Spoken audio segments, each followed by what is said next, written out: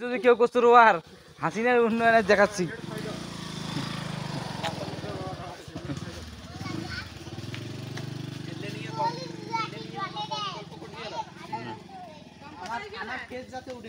না তোমার ফেস বোঝা যায় না।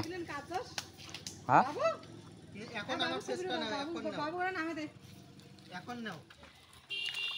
ঠিক আছে।